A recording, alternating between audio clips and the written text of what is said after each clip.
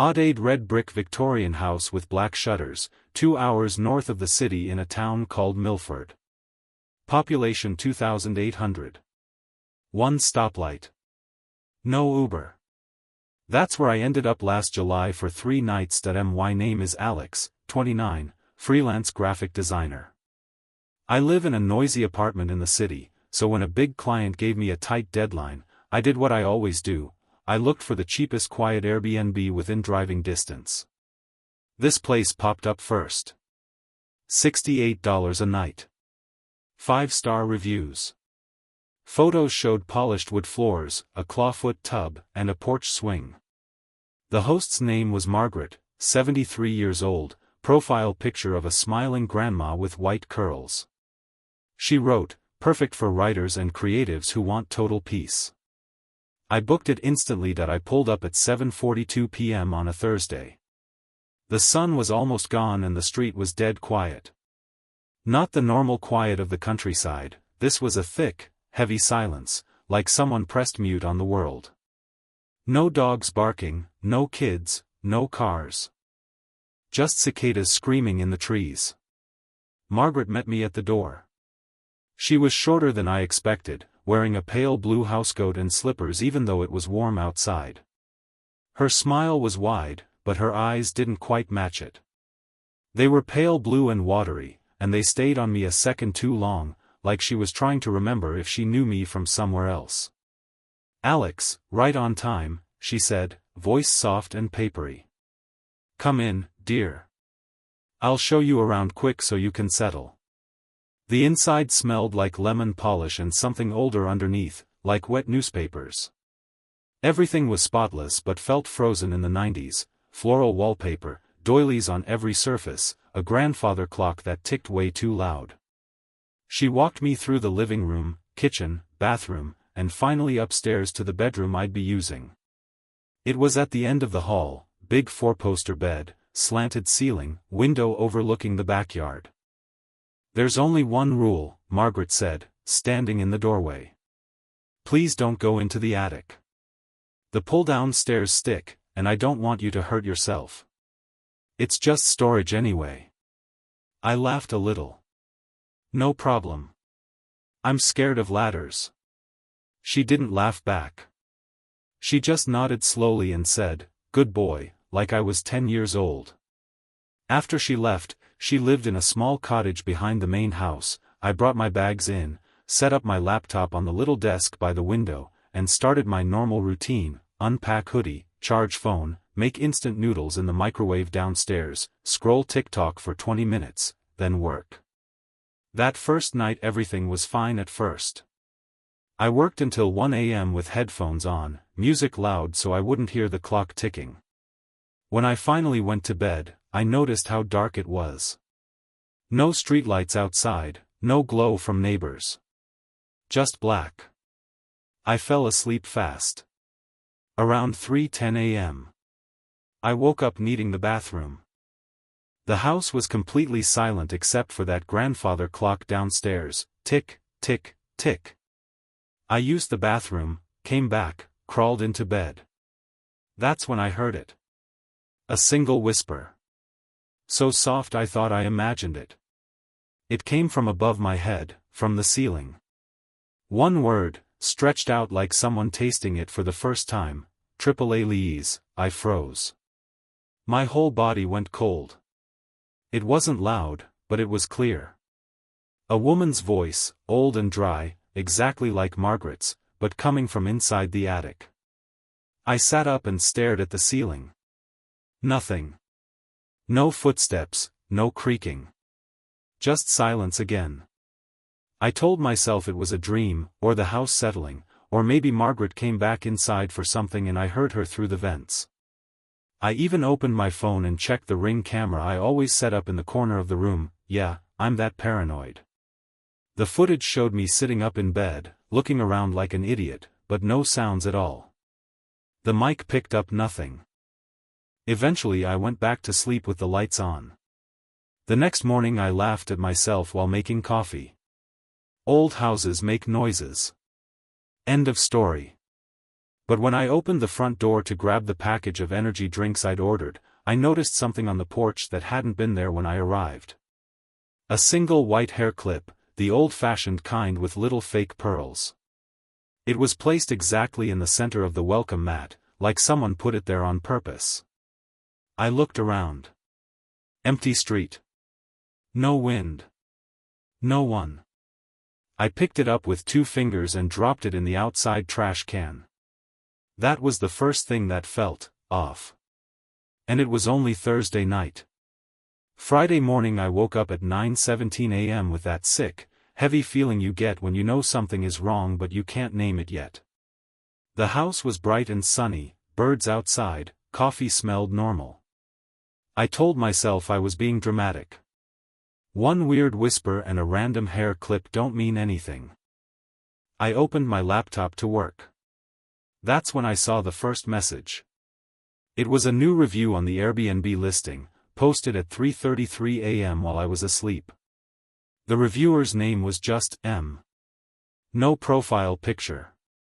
The review said, "Lovely quiet house. Guest in the blue room sleeps very lightly. Sweet dreams, Alex." My stomach dropped. I never told Margaret what color shirt I was wearing, and the bedroom isn't blue in any of the photos, the walls are cream. I screenshotted it immediately.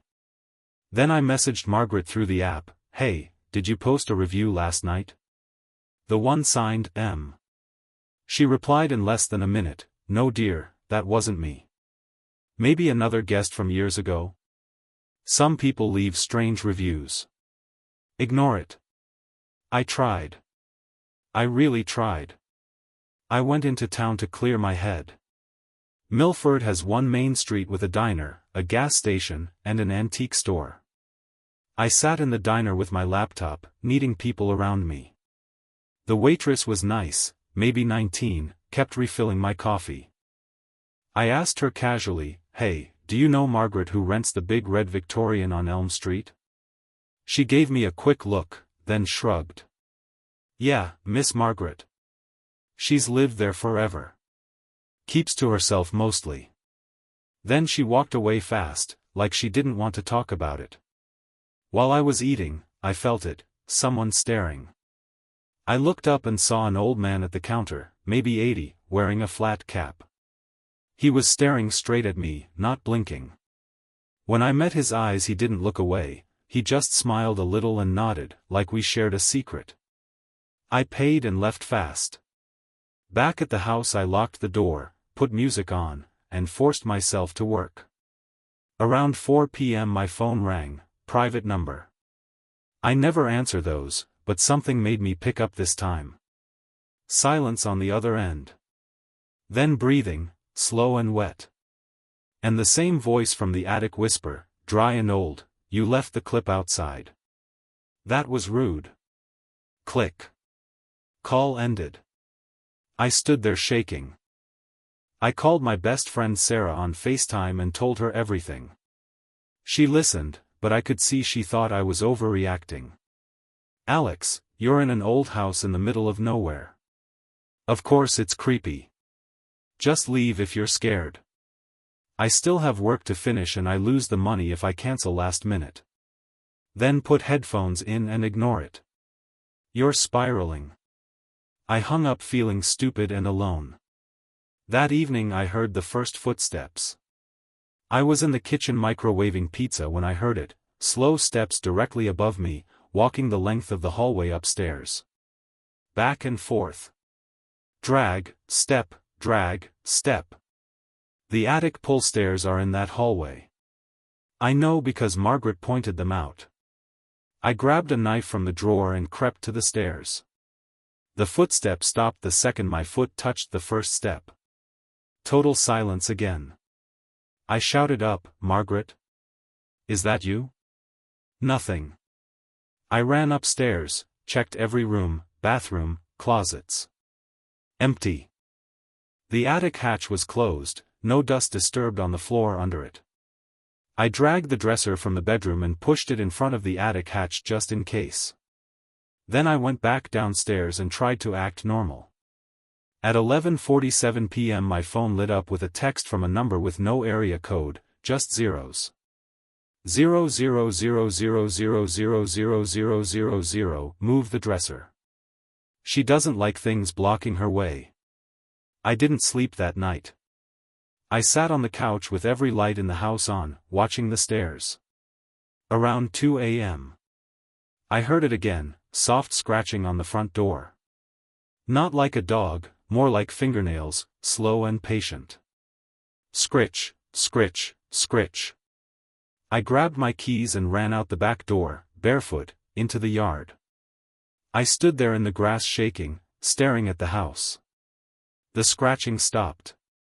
That's when I saw the handprint. On the inside of the living room window, at the front of the house, there was a perfect handprint pressed against the glass from the inside. Small, like a woman's hand, fingers splayed. The curtains had been closed when I ran out, I never opened them all day. But the print was fresh. No smudges, no dust. And the palm was wet, leaving little drips running down the pane. Someone, or something, had been standing in the living room, watching me through the window while I sat on the couch. And now it had touched the glass from the inside.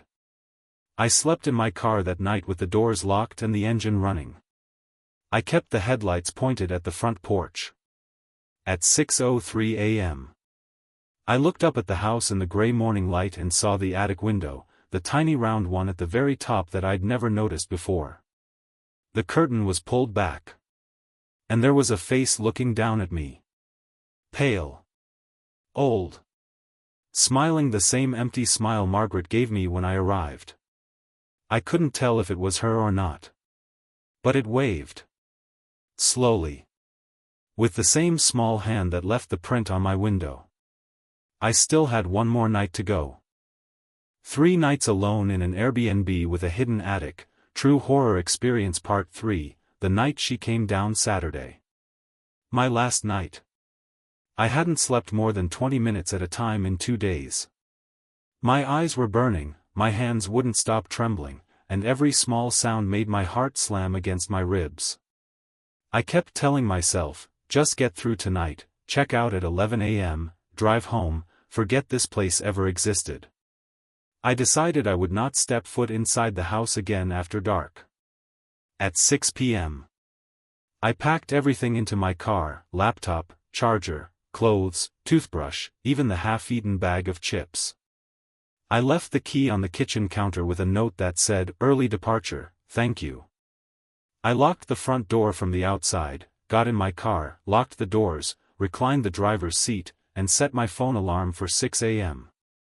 I was going to sleep right there in the driveway, 10 feet from the porch. Safe. Stupid, maybe, but safer than being inside with whatever was in that attic. The sun dropped. The cicadas got loud, then suddenly quiet. The porch light never came on, Margaret always left it on a timer. It stayed dark. 9:47 p.m. I was half awake, scrolling on my phone with the brightness turned all the way down. The car smelled like sweat and Red Bull. Then I heard it. Tap. Tap. Tap. Slow, deliberate knocks on the rear windshield. 3 knocks, pause, 3 knocks again. My whole body locked up. I didn't move. I didn't breathe. I stared straight ahead at the dashboard. Tap. Tap. Tap. Closer now. On the back passenger window, right behind my head. I slowly turned my phone flashlight on and pointed it at the back seat. Empty. Another 3 taps, this time on the driver's window, inches from my ear. I whipped the light toward the glass. Nothing. Just the reflection of my own terrified face. Then the tapping stopped. Silence for maybe 30 seconds. That's when the car started rocking. Gently at first, like someone leaning their weight against the hood. Then harder. The whole car swayed side to side, creaking on its suspension. My phone flew out of my hand and landed on the floor. I screamed, actually screamed, and hit the overhead light. The rocking stopped instantly. I looked out the windshield. She was standing in front of the car. Margaret. Or something wearing Margaret's face. She was barefoot in the same pale blue housecoat, white hair loose and wild, hanging down to her waist. Her head was tilted too far to one side, like her neck couldn't hold it up anymore. And she was smiling that same empty smile, but wider now, showing too many teeth. She didn't move. She just stood there in the headlights, staring straight at me. I fumbled for the key. My hands were shaking so badly I dropped them twice. The engine turned over on the third try. She raised one hand, slow, and placed it on the hood. Her fingers were too long. The nails were yellow and cracked. Then she started walking toward my door. 1 step. 2. Bare feet silent on the gravel. I slammed the car into reverse and floored it. The tires spun, caught, and I shot backward down the driveway. She didn't run after me. She just stood in the middle of the road, head still tilted, watching. I got to the end of the street, heart hammering so hard I thought I'd pass out. I looked in the rearview mirror. She was gone. I pulled over under the one streetlight in town and sat there crying and shaking until I could breathe again. I decided to drive to the 24-hour gas station 10 miles away and wait there until morning. I turned the car around to leave Milford for good. That's when I saw the attic window again. In my mirror, far behind me, the little round attic window glowed soft yellow. The curtain was open. And the hand was waving again. Slow. Patient. Like it knew I'd be back. I drove 90 the whole way to the gas station. I parked right under the brightest light, locked the doors, and tried to calm down. I kept checking every mirror, every window. Nothing. Just trucks and moths. At 3:12 a.m. my phone buzzed. A new Airbnb message from Margaret. 1 photo. No text. It was taken from inside my car, from the back seat, pointed at the headrest where I'd been sitting. The timestamp on the photo was 2:58 a.m. 14 minutes ago. I looked in the rearview mirror again. The back seat was empty. But the child lock on the rear passenger door was flipped down. It hadn't been when I got in the car. I got out, opened the back door with trembling hands, and checked the seat. There was another white pearl hair clip, placed exactly in the center. And underneath it, pressed into the fabric, a perfect wet handprint. Small. Cold. I left the car there with the doors wide open and called an Uber from the gas station bathroom. I never went back for my stuff. I still haven't. I got back to the city on Sunday morning in the back of an Uber that cost me $340. I hadn't slept, hadn't eaten, hadn't stopped crying. The driver kept looking at me in the mirror like I was crazy. I probably was. First thing I did was go to the police. I walked into the station shaking, showed them the screenshots, the photo from inside my car, the texts from the 0 number, the Airbnb messages. They took a report. The officer was nice, but you could tell he thought I was just another stressed-out millennial who watched too many true crime videos. "We'll look into it," he said. "Old lady probably has dementia and a weird grandson messing with guests. Happens more than you think." They contacted Margaret 2 days later. She told them I was a very nervous young man who left the house in a mess and stole her hair clips. She even sent them photos of the trashed living room, except the photos were dated the same night I fled, and in one of them you can see the dresser still pushed against the attic hatch. The police closed the case. No crime, no evidence, no follow-up. My client fired me because I missed the deadline. I didn't even fight it. I just said okay and hung up. I stopped freelancing for 3 months. I couldn't look at a laptop without hearing that whisper. I moved out of my apartment the next week. New place, 5th floor, doorman building, security cameras everywhere. I paid triple the rent just to feel safe. I check the locks 5, 6, 7 times before bed. I sleep with the lights on. I don't do Airbnb, hotels, nothing. If I travel, I drive and sleep in my car on busy highways with the engine running. My mom thinks I had a nervous breakdown. Sarah still sends me listings for therapists. They don't get it. You weren't there.